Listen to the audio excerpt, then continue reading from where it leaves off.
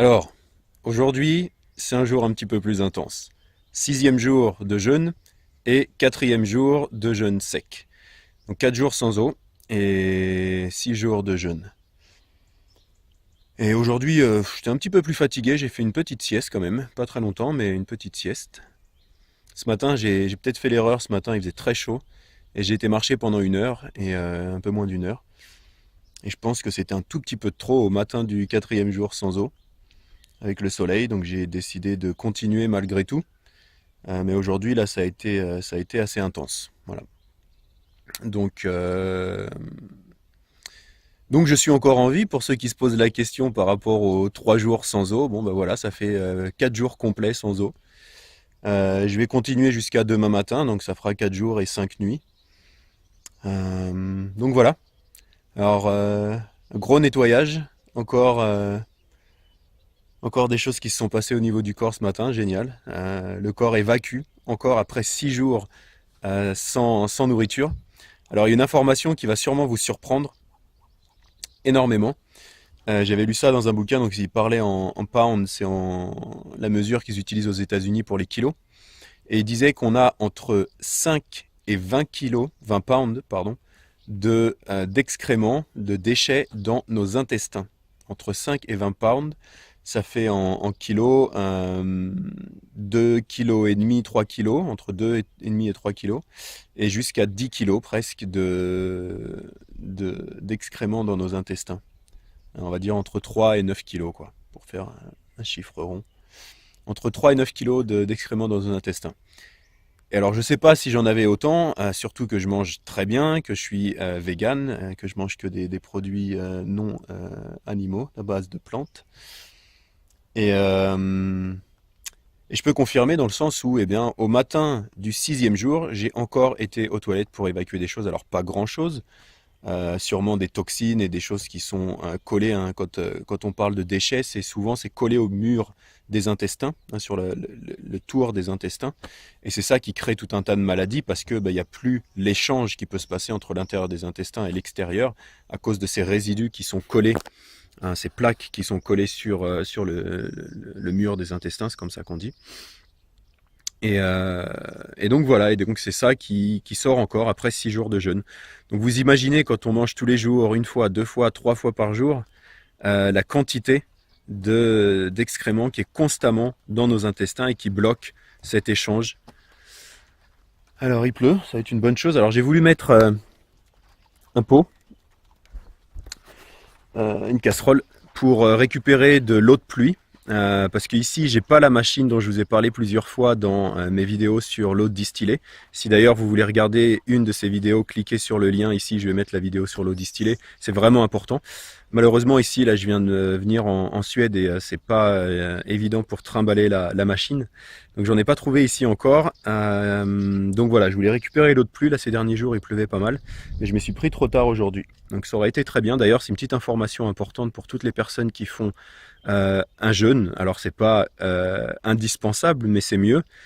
Si vous avez de l'eau distillée à disposition, c'est encore mieux pour le jeûne. Ça permet de nettoyer encore plus en profondeur si vous n'en avez pas, de l'eau propre idéalement.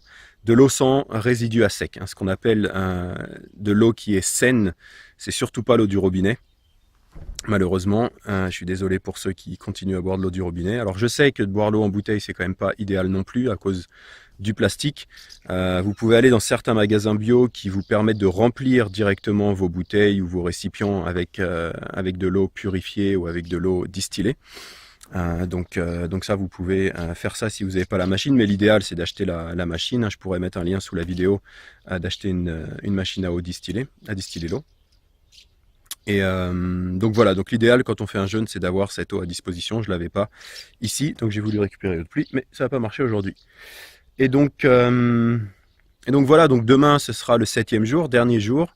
Je vais sûrement reboire demain matin, vu comment je me sens là tout de suite. Je pense que je vais pousser jusqu'à demain matin, mais ça a été me connaissant et connaissant comment fonctionne le corps, je vais sûrement me sentir bien demain matin.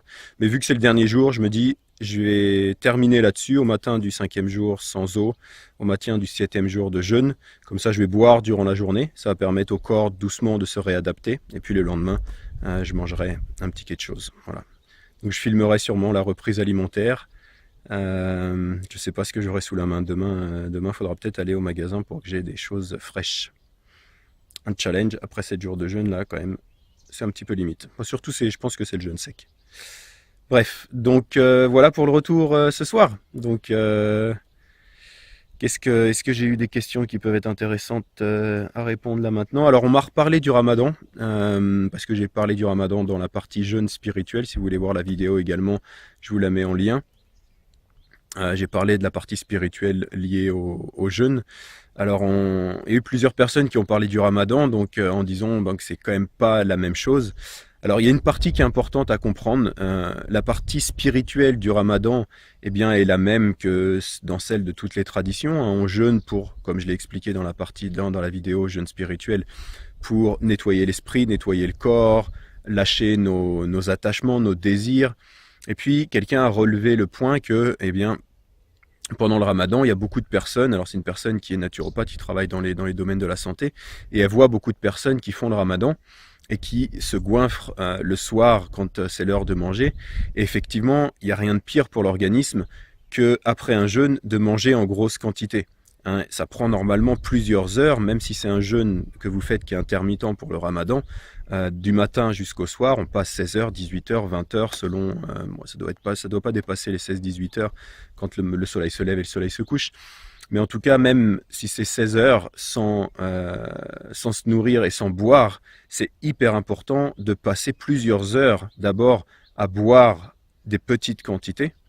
Et puis, quand on mange, surtout pas manger de grosses quantités. Et je sais que pendant le Ramadan, c'est ce qui se passe. Donc, c'est important de garder ça en tête, de y aller en douceur, même si vous mangez pendant la nuit les quantités que vous mangez habituellement dans une journée, de y aller en douceur, de passer 2 heures pour doucement se réhydrater. Et puis, les 2 heures suivantes, prendre des petites quantités de nourriture, de choses qui sont faciles à digérer, des fruits, des légumes. Et après, aller sur les choses peut-être un peu plus lourdes. Et encore, c'est vrai que c'est quand même pas... c'est pas idéal. Enfin bon, voilà. Donc la partie spirituelle, sûrement la même. La partie santé, c'est vrai que c'est pas évident pour la partie santé de manger trop si vous faites ça le soir.